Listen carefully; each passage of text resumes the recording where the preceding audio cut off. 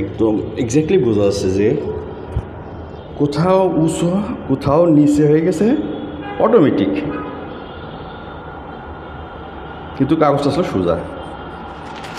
তো same age যদি Africa মহাদেশকে টাইনিয়া যদি পেনিনসুলার কাছে নিয়ে যাওয়া হয়, পেনিনসুলার বলতে যে মিডল ইস্টের কাছাকাছি গাটে গাটে মিলিয়ে যায়, আমেরিকারে টাইনিয়া ইউরোপের দিক টাইনিয়া যদি নিয়ে যাওয়া যায়, এইভাবে 7টা মেইন প্লেট আর কি।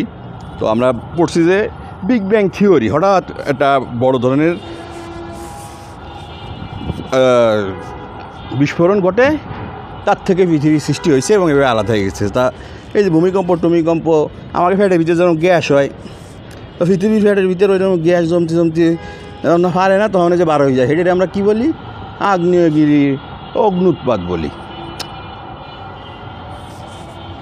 তো পৃথিবীতে আল্লাহ যাই দিয়েছে সব কিছু মানুষের প্রয়োজনে দিয়েছে এবং সব কিছু এমনভাবে ব্যালেন্স করে দিয়েছে, মাই গুডনেস, মানে আনবিলিভেবল।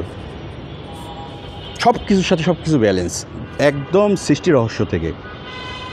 যে আদম আলাইহিস সালামকে আগে তৈরি করলেন, তৈরি করার পরে পুরুষ জাতি, পুরুষ আগে, বাট তৈরি করার পরে উনি দিক বিদিক ঘুরে বেড়ান একা একা। তখন আল্লাহ বিবি হাওয়াকে তৈরি করলেন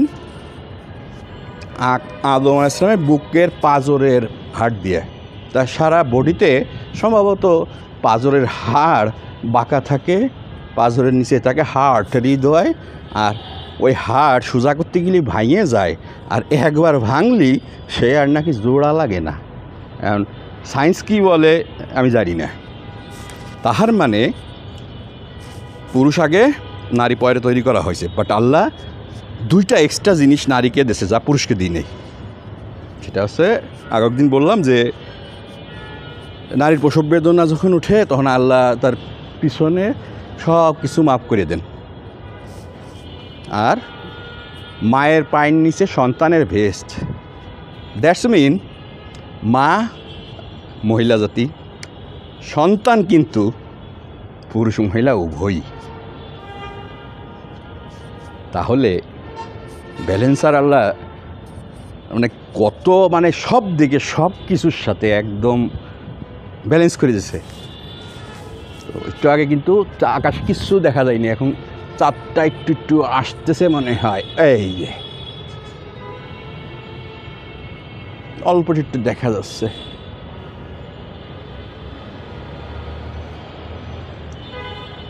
তো এলন মাস্কের কাছে আমি আজকে এখন একটা চিঠি লিখব, মার্ক জুকারবার্গের কাছে একটা চিঠি লিখব, আর গুগলের নির্মাতা ল্যারি আর ব্রিনের কাছে একটা চিঠি লিখব। বাট চিঠিটা সেম চিঠি হবে 3 জনের কাছেই।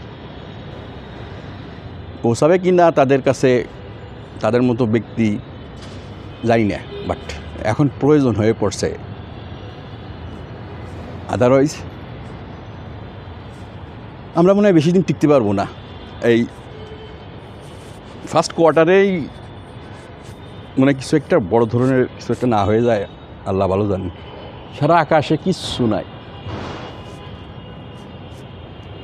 সারা আকাশ ঘুরলাম, শুধু চাঁদটা কোনো মতে উঠতেছে। আসলে অ্যাকচুয়ালি খোলা চোখে দেখতেছি না, আকাশ ভর্তি কিন্তু মেঘ, এই কারণে কিছু দেখতেছি না। আর মেঘের পরিমাণটা এতই গাঢ় যে ছড়া মেঘ না, যেমন শরৎকাল, এখন তো শরৎকালের মতো যে সাদা সাদা ধবল মেঘ দেখতেছি, সারাদিন দেখলাম, এখন দেখি নেই, কোনো মেঘ নাই।